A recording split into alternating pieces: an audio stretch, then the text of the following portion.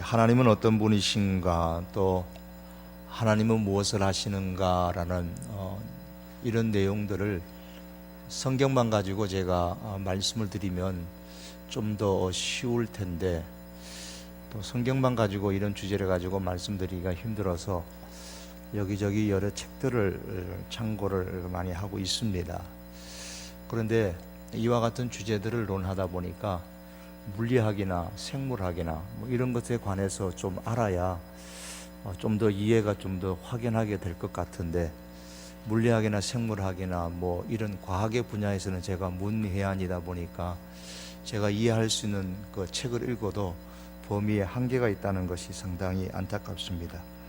혹시 그런 물리학이나 생물학이나 뭐 철학적인 내용들에 대해서 좀 이렇게 관심이 있고 또 좀 어느 정도 지식이 있으신 분들은 영화로 나왔던 책 가운데 신은 죽지 않았다라는 라이스 브룩스가 지은 가스 낫 데드라는 이런 신은 죽지 않았다라는 번역서가 있고요. 또 앤토니 플루가 만났던 존재하는 신의 부재는 입증되지 않는다라는 이런 책들이 있습니다.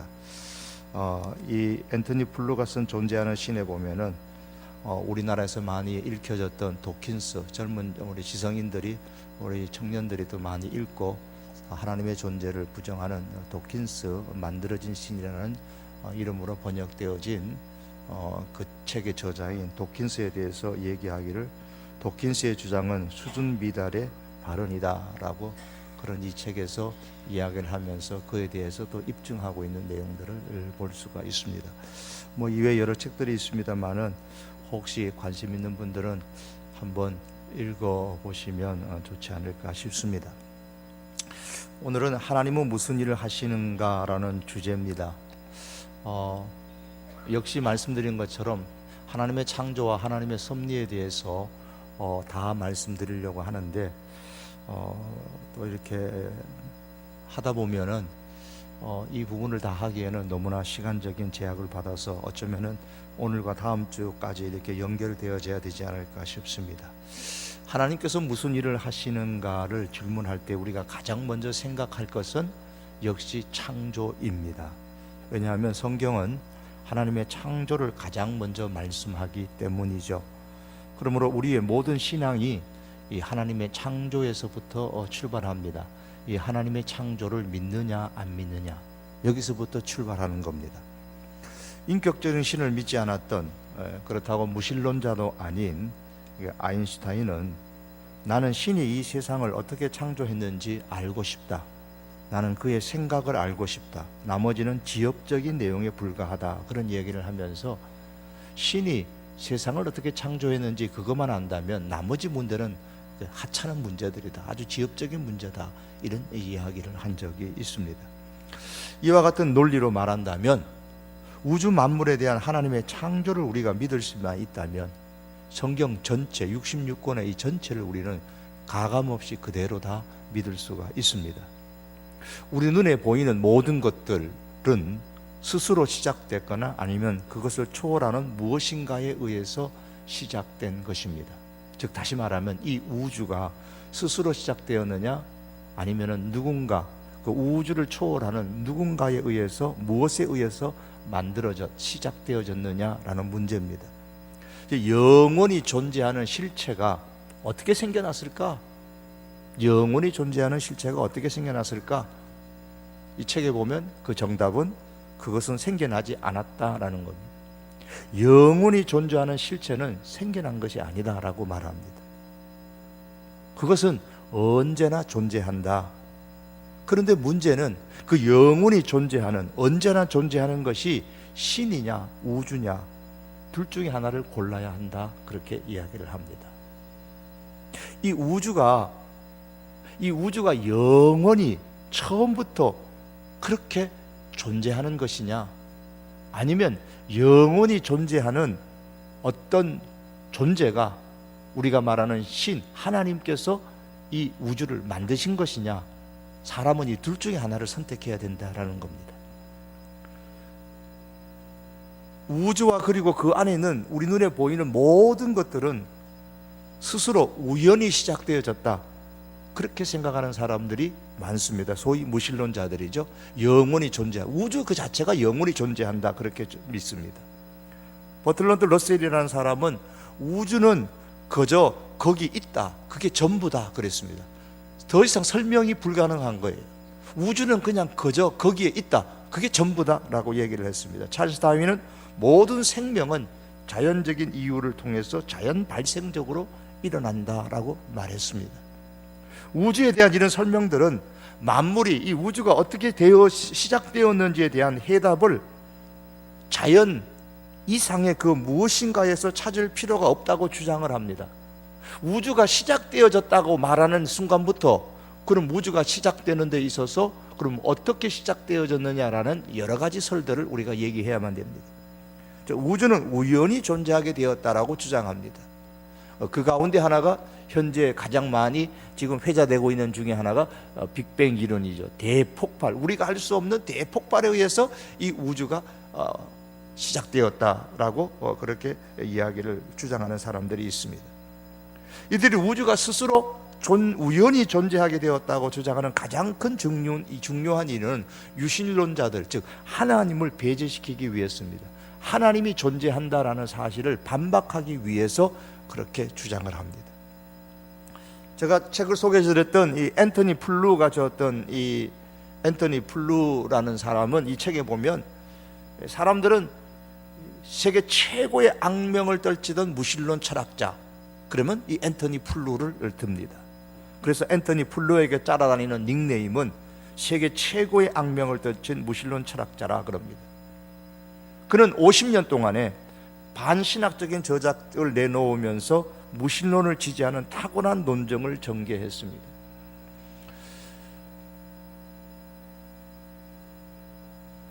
그가 학부 시절에 석사 시절에 썼던 그 신학과 위증회라는 책 가운데는 철학 논문에서 가장 많이 현대에 인용되어진 그런 출판물로 그렇게 알려져 있습니다. 그래서 이 사람에 대해서 평가하기를 지난 100년 사이에 이처럼 체계적이고 포괄적이고 독창적이고 영향력 있는 무신론 철학을 발전시킨 주류 철학자는 없었다, 그렇게 그에 대해서 평가를 합니다. 우리가 잘 아는 내용은 모르지만 이름은 한 번쯤 이렇게 슬쩍 그쳐 들어봤던 데이비드 휴미나 쇼펜하우어나 니체와 같은 19세기 독일 철학의 거장들, 혹은 버틀런트 러셀이나 장폴 샤르트르나 알베르 까미나 하이데거와 같은 20세기에 활동한 무신론자들보다도, 이들 모든 사람을 합친 것보다도 더 큰 영향력을 끼친 사람이 앤토니 플루다, 그렇게 이야기를 합니다. 남과 이렇게 비교하면은 모르지만은 이 사람이 뭔가 아주 대단한 사람이구나, 그렇게 인식되기 때문에 이렇게 말씀을 드린 겁니다. 이런 앤토니 플루가 50여 년 동안 무신론의 대표자로서 그렇게 활동을 했습니다. 그러다가 그가 이제 80세가 되어졌을 때에 그런 유신론자로 이제 변화되게 됩니다.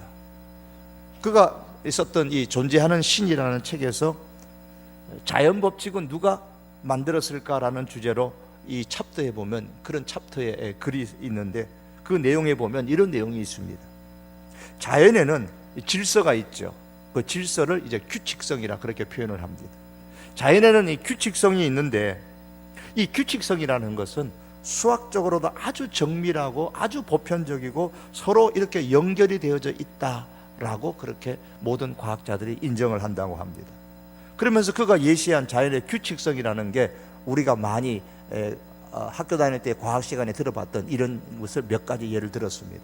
보일의 법칙에 따르면 온도가 일정할 때에 기체의 압력과 부피의 곱은 일정하다, 이렇게 들어도 잘 모르시는 분은 그냥 많잖아요, 그죠? 어쨌든 그런 보일의 법칙이라는 게 있습니다. 뉴턴의 제1 운동 법칙에 의하면 외부에서 힘이 작용하지 않거나 작용한 힘의 압력이 0이면 정지해 있는 물체는 계속 정지해 있고 운동하는 물체는 계속 운동을 한다. 조금 이해가 되겠죠. 이 마이크가 있는데요, 제가 이게 압력을 안 가하는 이상 이건 그냥 가만히 정지해 있는 겁니다. 압력을 가해도 그 압력의 힘이 0이면 그냥 이것은 그냥 그대로 가만히 있는 겁니다. 그럼 뭐가 이렇게 압력을 가해야만 이것이 움직인다 그거죠. 움직이는 물체도 뭔가 압력이 가해지지 않고 그대로 있으면은 계속 운동을 한다는 것이 뉴턴의 제일운동 법칙인 거죠. 그것은 일반 과학자들도 뭐 유실론이냐 무실론이냐 관계없이 모든 과학자들도 인정하는 자연의 규칙, 법칙입니다. 에너지 보존 법칙, 고립된 그 속에서는 에너지의 총합은 일정하다, 뭐 이런 내용들입니다. 자, 이런 규칙성, 자연에 있는 이 규칙성을 갖고 있는 이 자연이, 규칙성을 갖고 있는 자연이 어째서 이런 식으로 꾸려졌는지를 물어야 하는데, 어째서 그게 그런 법칙이 자연에 어떻게 있느냐 그 말이에요. 이것이 아이작 뉴턴으로부터 시작해서 아인슈타인이나 하이젠베르크까지 묻고 대답했던 질문이다 그랬습니다. 그러면서 그들의 대답은 결국 뭐냐? 그것은 신의 마음이다. 그런 규칙은 신의 마음이다, 그렇게 표현을 했습니다. 기독교가 말하는 인격적인 하나님을 믿지 않았던 스티븐 호킹조차도 이 우주를 보면 질서가 있다는 인상을 압도적으로 받게 된다. 우주에 대한 무언가를 발견할수록 우주가 합리적인 법칙의 지배를 받는다는 사실을 더욱 깨닫게 된다. 성가시기에 우주가 왜 존재하는가라는 질문을 아직도 갖고 있느냐? 원한다면 신을 그 질문에 대한 답으로 정의할 수도 있다, 그런 이야기를 했습니다. 우주에 대한 이 자연적인 질서, 합리적인 법칙, 합리적인 법칙에 의해서 이 우주가 지배를 받는데 어떻게 그게 가능하냐는 걸 꼭 알고 싶으면 신의 존재를 인정할 수밖에 없다는 겁니다. 자연의 규칙성 있게 움직이는 것을 인정한다면, 자연의 규칙성이 있게 움직인다, 이건 이게 자연의 법칙이 있다는 거죠. 자, 이것은 유실론자나 무실론자나 다 인정하는 겁니다. 자, 이 자연의 규칙성 있게 움직이는 것을 인정한다면 그 모두가 그 자연의 규칙이 동일한 방식으로 움직이게 하는 한 가지 실체의 행위에서부터 나온 것이냐, 아니면 똑같은 방식으로 움직이는 모든 물체가 더 이상 설명할 수 없는 궁극적인 사실이라고 생각하느냐. 다시 말하면 왜 자연에 질서가 있는지를 더 이상 설명할 필요가 없다라고 그렇게 생각하는 것이 옳은 것인지, 아니면은 이 똑같은 방식으로 규칙성 있게 이게 움직이도록 하려면은 그것을 움직이게 하는 그 어떤 실체가 있어야 되지 않느냐라고 생각하는 것 중에서 어느 것이 더 간단한 문제고 어느 것이 더 쉬운 문제냐라는 질문을 던집니다. 그러면서 똑같은 방식으로 모든 물체가 이렇게 동일하게 움직이는 것은 규칙성 있게, 즉 자연의 질서가 있는 것은 그 자연의 법칙은 자연의 법칙을 잇도록 한 그 어떤 실체가 있기 때문에 가능한 것이다 라고 이야기를 하면서, 스윈번이라는 사람은 이 자연의 모든 물체가 특정한 방식으로 동일하게 움직이게 하는 그 한 가지 실체가 뭐냐, 그것이 바로 인격적인 신 하나님이다 라고 말합니다. 인격적인 신이 자연 법칙의 작용을 가능하게 한다는 것입니다. 이 인격적인 신을 제외하고 지성을 가진, 탁월한 지성을 가진 이 인격적인 신을 제외하고는 자연의 이 규칙성 있게 움직이는 자연의 법칙을 설명하기 어렵다는 겁니다. 자, 이것은 일반 물리학자들이나 과학자들이 이제 신의 존재를 증명하는 다양한 방법들을 책에서 소개하는 것들입니다. 그러나 성경은 우리에게 뭐라고 말씀합니까? 처음부터, 성경을 딱 열면 처음부터 태초에 하나님의 천지를 창조하시니라, 하나님의 천지 창조, 하나님의 이 우주의 창조를 전제로 하면서 시작을 합니다. 신약 성경 중에서도 가장 신학적인 특징을 갖고 있는 요한복음 1장을 시작하면서 태초에 말씀이 계시니라, 그가 태초에 하나님과 함께 계셨고 만물이 그로 말미암아 지은 바 되었으니 지은 것이 하나도 그가 없이는 된 것이 없느니라. 히브리서 11장 3절 말씀에 믿음으로 모든 세계가 하나님의 말씀으로 지어진 줄을 우리가 아나니, 하나님의 말씀으로 이 모든 우주가 지어진 줄을 우리가 아는 것은 뭘로 안다? 믿음으로 안다, 이렇게 히브리서가 말씀합니다. 보이는 것은 나타난 것으로 말미암아 된 것이 아니라, 이 눈에 보이는 이 우주의 모든 물체들은 이미 나타나 있는 어떤 유로부터 만들어진 것이 아니라 무로부터 만들어진 것이다, 없는 것에서부터 만들어진 것이다, 그렇게 말씀하고 있습니다. 우리가 읽었던 오늘 로마서 11장 36절 서두에 이는 만물이 주에게서 나오고, 오늘의 말씀은 여기에 포커스가 있어요. 만물이 주에게서 나오고 하나님으로부터 시작하여서 이 모든 만물이 나왔다라고 성경은 말씀합니다. 이렇게 성경은 처음부터 끝까지 요한계시록 4장 11절 말씀 보면 하나님을 찬양하는 이유를 설명하면서, 왜 우리가 하나님을 찬양하느냐, 주께서 만물을 지으신지라 만물이 주의 뜻대로 있었고 또 지으심을 받았나이다 라고 계시록 4장 11절이 말씀합니다. 이처럼 성경은 처음 창세기부터 계시록에까지 우주는, 이 모든 피조물들은 우연의 산물이 아니라 하나님에 의해서 창조된 것임을 말씀합니다. 우주, 그리고 우리 눈에 보이는 모든 것들은 스스로 시작된 것이 아니라는 겁니다. 우주는 하나님의 창조물입니다. 그래서 우리는 오늘날도 사도신경을 고백할 때마다 뭐라고 가장 먼저 고백합니까? 전능하사 천지를 만드신 하나님 아버지를 내가 믿사오며. 우리의 신앙의 고백은 여기서부터 시작되는 겁니다. 천지를 만드신, 이 우주를 만드신 하나님, 그 하나님이 나의 아버지인 것을 내가 믿습니다 라는 신앙에서 우리의 신앙이 출발하는 겁니다. 창조에 있어서 우주의 창조도 중요하지만 무엇보다도 가장 중요한 창조가 무엇입니까? 우리 인간 창조죠. 인간이 어떤 존재인가라는 질문에서 사람이 자신을 어떻게 바라보느냐,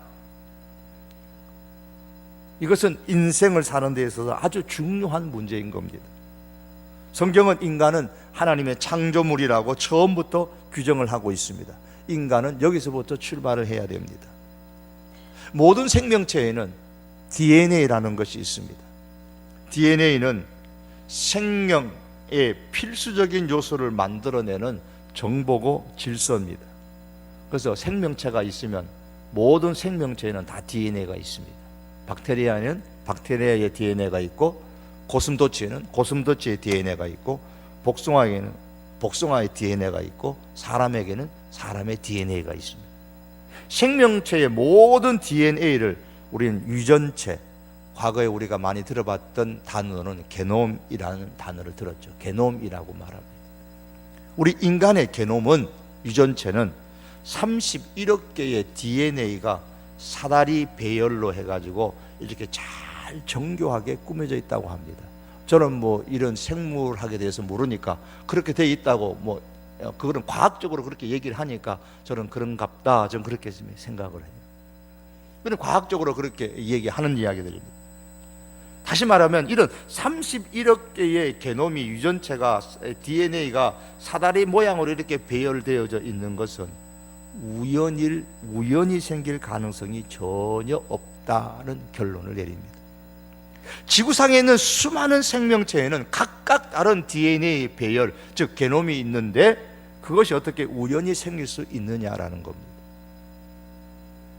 혹 각 생명체의 게놈 중에는 사람과 침팬지의 DNA가 어느 정도 연관성이 있고, 인간 배아가 혹 다른 동물계의 배아 형태와 비슷한 경우가 있다고 말하지만은, 그것은 공통 조상으로부터 시작해가지고 이렇게 진화된 것이 아니고, 공통 설계자가 인간을 만드신, 설계하신 그분이나 침팬지를 만드신 그분이나 설계자가 같다는 의미이지, 공통부터 조상으로부터 이렇게 진화된 것이 아니다라고 말합니다. 즉 하나님께서 침팬지는 침팬지의 게놈을, 사람은 사람의 게놈을 그렇게 만드신 것으로 봅니다. 지구상에 있는 수많은 생명체에 각각 다른 DNA의 배열이 우연히 생길 가능성은 이렇게 이야기를 합니다. 2살짜리 어린 아기가 아버지, 어머니가 갖고 있는 핸드폰을 가지고 장난을 치다가 자기 주머니에 집어넣어가지고 막 자기만 멋대로 이제 핸드폰에 자판을 막 누릅니다. 장난친다고 핸드폰을 자기 주머니에 넣어가지고 자기 주머니에서 막 이렇게 누르면, 그다 꺼내보면 시험지 5장 정도 앞뒤를 읽을 수 있도록 빡빡하게 우리가 보통 이해할 수 있는 질서 정연한 이런 문장으로 그러므로 형제들아 내가 하나님의 모든 자비하심으로, 이렇게 우리가 읽고 이해할 수 있는 문장으로 가득 채울 수 있는 가능성보다 더 희박하다 그랬어요. 아이가 그렇게 할 수 있겠습니까? 어른도 그렇게 못하는데. 여러분 핸드폰 주머니 넣어가지고 막 문자를 쳐가지고 5장 정도의 A4 용지 5장대 앞뒤로 질서정연하게 보통 사람이 누구나 읽을 수 있는 그런 문장을 만들 수 있는 실력이 있으십니까? 앞서 말한 앤서니 플루라는 그 사람이 2004년에 3월 뉴욕 학술 토론회에서 생명의 기원에 관한 연구를 발표를 합니다. 이 DNA 문제를 다루는 거예요. 그러면서 DNA 문제를 가지고 이렇게 쭉 발표를 하니까 한 사람이 질문을 합니다. 그렇다면 당신의 연구에 의하면은 피조물 배후의 지성, 그 피조물을 있게 한 탁월한 어떤 지성을 인정한다는 말입니까? 라고 질문을 합니다. 무신론자가 그렇게 발표를 하니까 놀란 거죠. 그런 질문을 하니까 이 앤토니 플루가 하는 말, 그렇다라고 대답을 하면서 이런 이야기를 합니다. 예, 이제 난 그렇다고 생각합니다. 전적으로 DNA 조사를 한 덕분이죠. 그 DNA가 해낸 일은 생명체를 만드는 데 필요한, 정말 믿기 힘들 만큼 복잡한 DNA 배열에 의해서 엄청나게 다양한 요소들이 함께 일하게 하려면 틀림없이, 그 우연이 되는 것이 아니고 틀림없이 탁월한 어떤 지성이 개입되어 있다는 사실을 보여주는 겁니다. 놀랍도록 복잡한 요소들이 아주 오묘한 방식으로 서로 협력을 하는데 우연일 가능성은 전혀 없어요. 그 결과가 내게 지성의 작품으로 보인 것이죠. 이 DNA의 그 정교한 배열은 어떤 탁월한 지성에 의해서 만들어졌다고 인정할 수밖에 없다 고백하면서 유실론으로 그가 변화되어졌다는 겁니다. 그런 DNA를 연구하다가 생명은 우연이 아니다라는 그런 결론을 내렸습니다. 얼마 전에 미국 조지아주 남부 등 지역에서 토네이도가 발생을 해가지고 많은 가옥이 막 부서지고 사람들이 죽고 뭐 그런 보도가 있었습니다. 토네이도, 그 회오리 태풍이죠. 회오리 태풍에 의해서 막 그게 지나가면 막 집도 무너지고 사람도 거기에 죽고 그런단 말이에요. 그래서 어떤 사람이 이렇게 비유를 했습니다.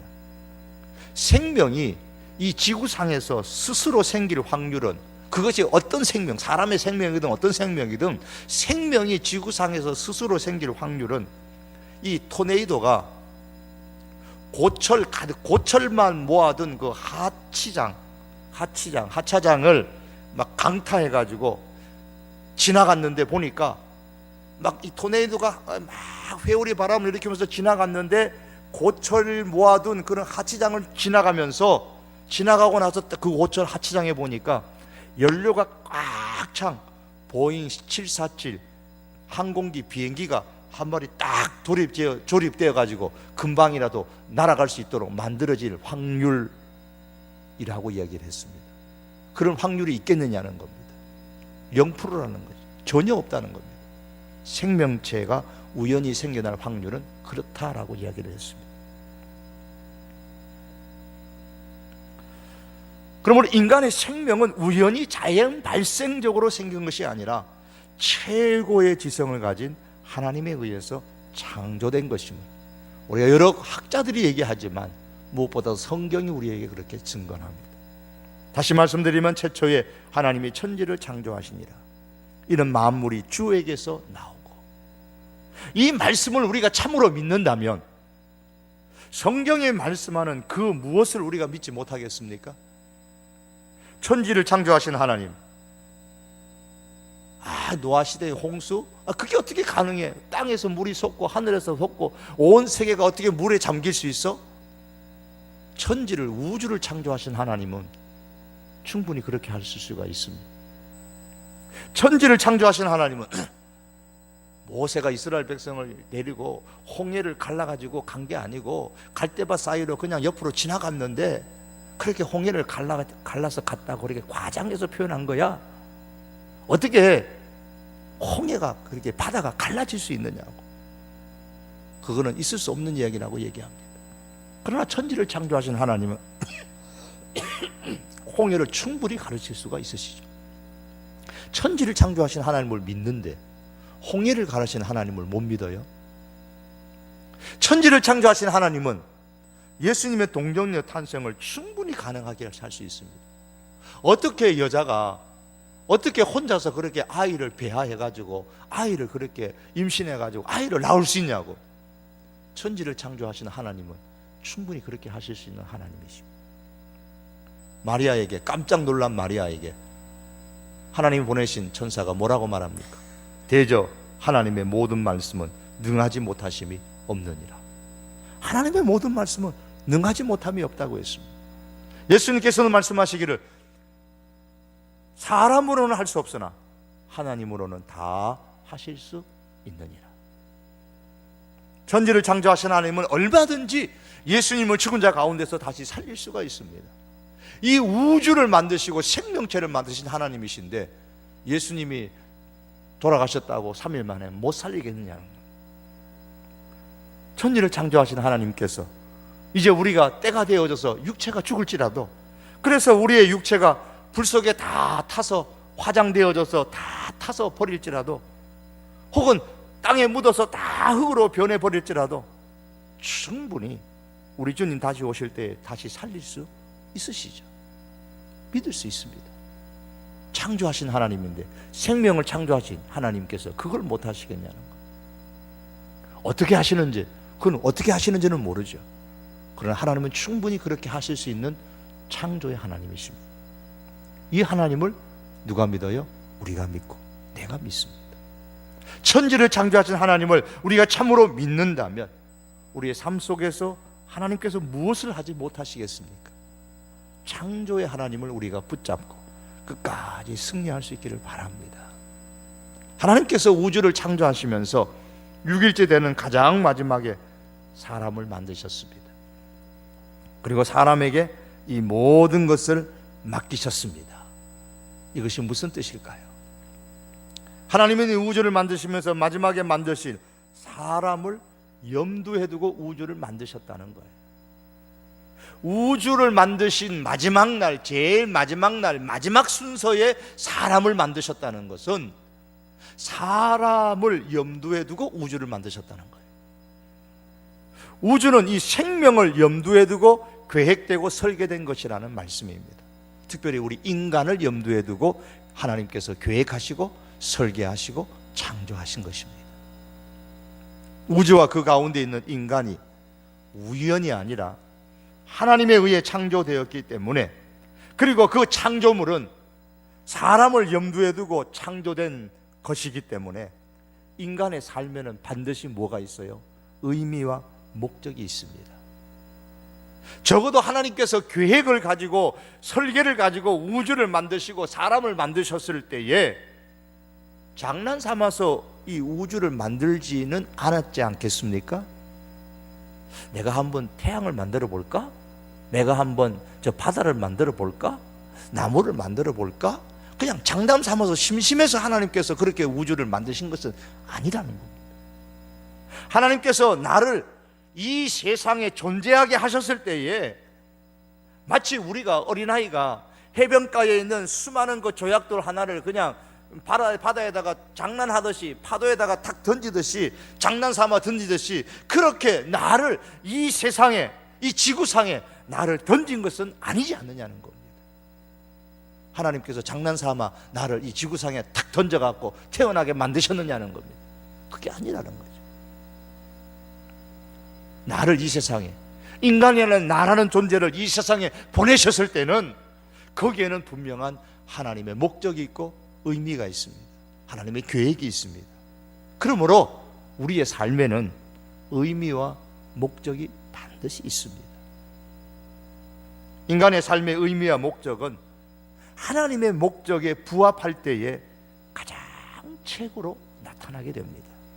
이것을 우리는 뭐라고 부르느냐? 선이라고 부릅니다. 성경에서 말하는 선이라는 것이 그런 거예요. 도덕적으로 말하는 선의 차원을 훨씬 넘어서는 겁니다. 구약 성경에서 선이라는 단어, 토브라는 단어를 히브리어로 쓰는데요, 이 토브라는 단어가 가장 먼저 쓰여진 곳이 창세기 1장입니다. 하나님께서 세상을 창조하신 이후에 그것을 바라보시면서 하나님이 보시기에 좋았더라 그랬습니다. 여기서 좋았더라라는 히브리어가 토브라는 단어입니다. 그 의미는 선하였더라. 하나님께서 보시기에 선했더라 그 말씀입니다. 그러므로 선이 무엇입니까? 하나님 보시기에 좋은 것이 선인 겁니다. 따라서 우리 인생의 최고의 의미와 목적은 하나님이 보시기에 좋으신 것과 부합해야 됩니다. 그게 선인 거예요. 누군가가 나를 향해서 선하게 사셨습니까? 라고 할 때 예 라고 답변하려면 하나님 보시기에 좋은 삶을 살았습니다 라고 그렇게 스스로가 인정을 해야 내가 선하게 살았다고 말할 수 있는 겁니다. 제가 일전에 거실에서 토끼 한 마리를 키워본 적이 있습니다. 이 집에서요. 거실에 토끼 한 마리를 키워보니까요, 그것도 버거워요. 그래서 철원 수양관에 갖다 놔버렸는데 나중 보니까 겨울에 누가 잡아먹었는지 아마 산에서 뭐가 잡아먹었겠죠. 짐승이 와서 잡아먹었겠죠. 없더라고요. 첫 번째 가니까 뛰어놀던데 나중에 가보니까 없더라고요. 만일에요, 거실에서 토끼 한 마리가 아니고 한 20마리를 갖다 키운다고 하면 생각을 해보십시오. 그 토끼 똥 냄새요, 지독합니다.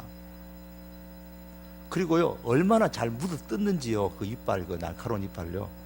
집에 있는 전기줄이나 뭐 텔레비전 줄이나 이 줄이 남아나지가. 결국 저희가 토끼 키우는 걸 포기했던 가장 큰 이유는 냄새보다도 자꾸 그 전기줄이나 이런 것들 갖다 뜯는 거예요. 전기줄이 끊으면 그 텔레비도 안 나오고, 어떤 때는 또 뭐 이렇게 전화기 줄 끊어져서 전화기도 안 되고, 자꾸 그래가지고 할 수 없어 못 키우겠다고 포기한 겁니다. 토끼 한 마리를 감당을 못했는데 토끼 20마리를 거실에서 뛰어난다고 한번 가정을 해본다면 그거 징그럽습니다. 왜 징그러울까요? 토끼는 본래가 사람이 사는 거실에서 뛰어놀도록 지어진 존재가 아니잖아요.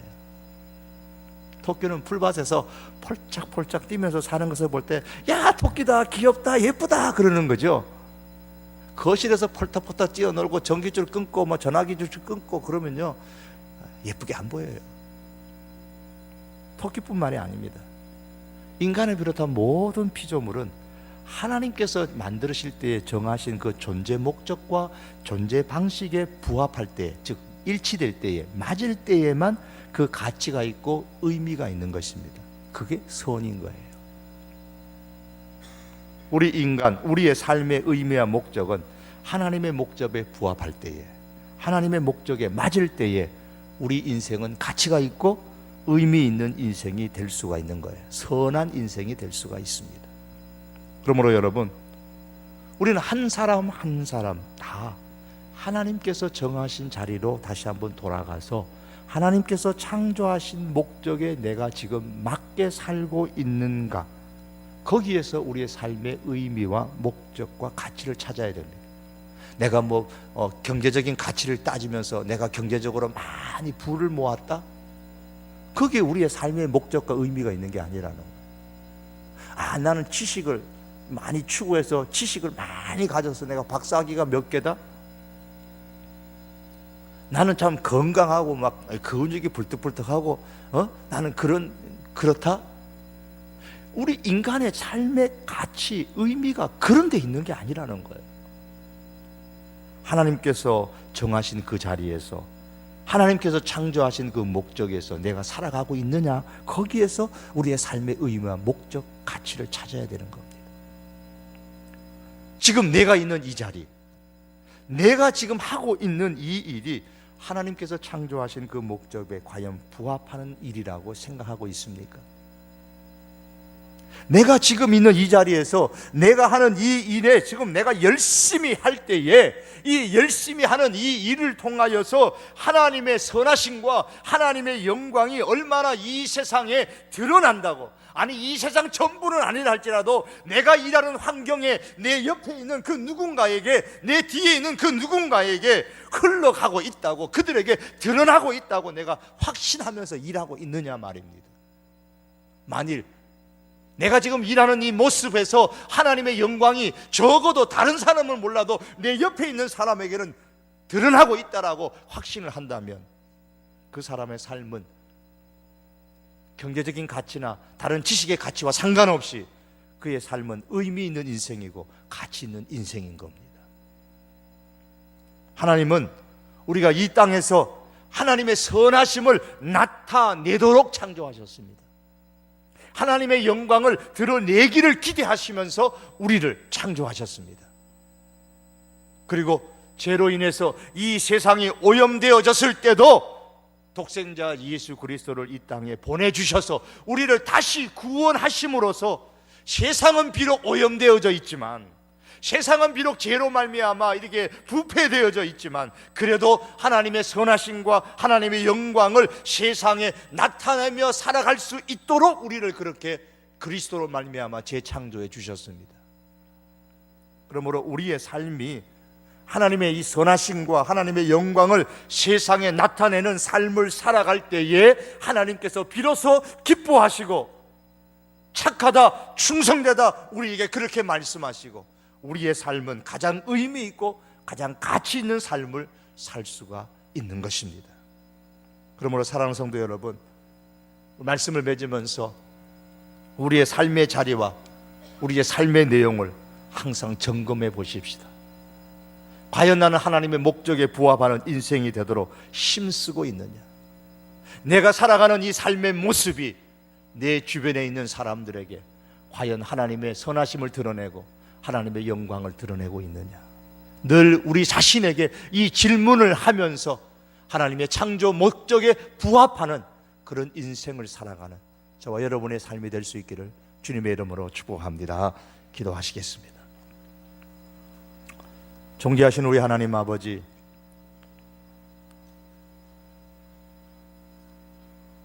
스스로 존재하는 실체가 우주냐, 스스로 존재하는 분이 하나님이냐라는 하나님 많은 사람들의 연구와 또한 논리가 주장들이 있습니다. 그러나 하나님께서는 우리에게 계시로 주신 성경을 통하여서 태초에 하나님이 천지를 창조하셨다고 말씀하셨습니다. 이 우주에 있는 것들 중에 주님으로 말미암지 않은 그 어떠한 것도 만들어지지 않았다고 말씀하셨습니다.